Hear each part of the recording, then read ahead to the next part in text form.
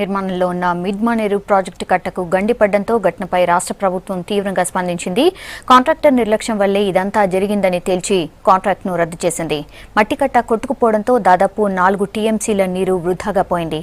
దాంతో ప్రాజెక్టు బోసిపోయి కనిపిస్తోంది. మిడ్మానేరు ప్రాజెక్టు దగ్గర తాజా పరిస్థితిని మా ప్రతినిధి వెంకటేష్ అందిస్తారు.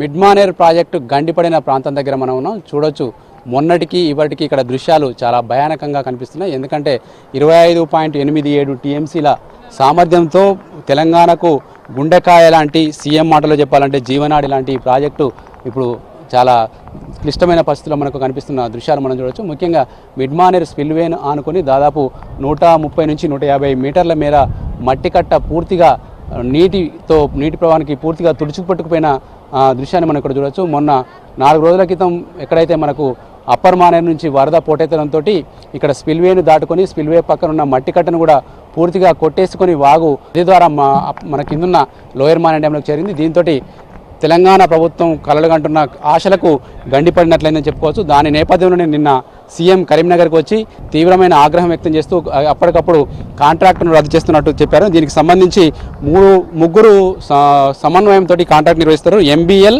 SABL, IVRCL 3 కంపెనీల భాగస్వామ్యంతో ఈ ప్రాజెక్టు కాంట్రాక్ట్ పనులు నిర్వహిస్తున్నారు. మనం చూడొచ్చు, ఈ కట్ట ఎడమవైపు మనకు ఈ స్పిల్వేకు ఎడమవైపు ఉన్న భాగం ఇది, కుడివైపు ఉన్న భాగం అటువైపు మనం చూడొచ్చు. కుడివైపు కట్ట బాగానే ఉన్నప్పటికీ ఎడమవైపు ఉన్న కట్ట మొత్తం పూర్తిగా తుడిచిపెట్టుకుపోయింది. దీనికి కాంట్రాక్టర్ నిర్లక్ష్యమే కారణమని నిన్న సీఎం కేసీఆర్ ప్రధానంగా ఆరోపించారు.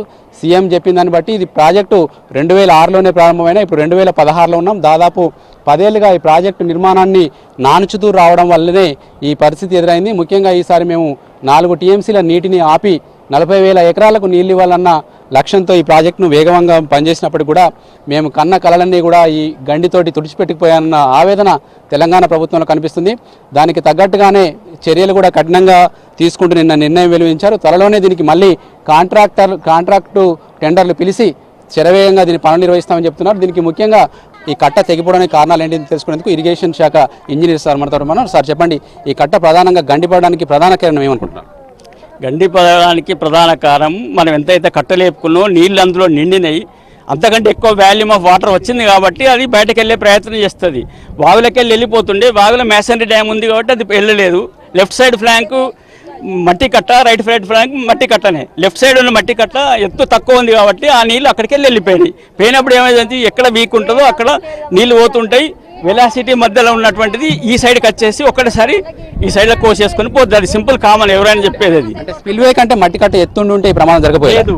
స్పిల్వే కంటే మట్టి కట్ట ఇదొక 10 ఫీట్లు అదొక 10 ఫీట్లు ఎత్తి రివెట్మెంట్ మీట్ దాకా ఉన్నట్టుంటే కట్ట సేఫ్టీ ఉంటుండే.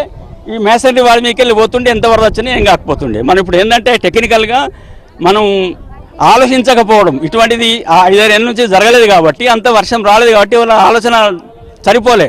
ఇప్పుడు ఏమైంది, ఎప్పటికైనా కూడా జనరల్గా ఎర్దన్ బండ్స్ ఎక్కువ చేసుకొని మేసనరీ స్లోగా చేసుకొస్తాం. ఒకవేళ చేసినా కూడా 50% చేసుకొని వర్షాలు వచ్చేటి వెళ్ళిపోయేటట్టు వెంటనే ఇడిచిపెడతాం. మనం సెంటర్లో రివర్లో వెంటనే ఇడిచిపెట్టాలి. ఇక్కడ ఇడిచిపెట్టక సమాంతరం చేసింది కాబట్టి ఈ పరిస్థితి వచ్చింది. ముఖ్యంగా ఇప్పుడు మనకు ఇంకా వర్షాకాలం సీజన్ అక్టోబర్ వరకు ఉండే అవకాశం ఉంది.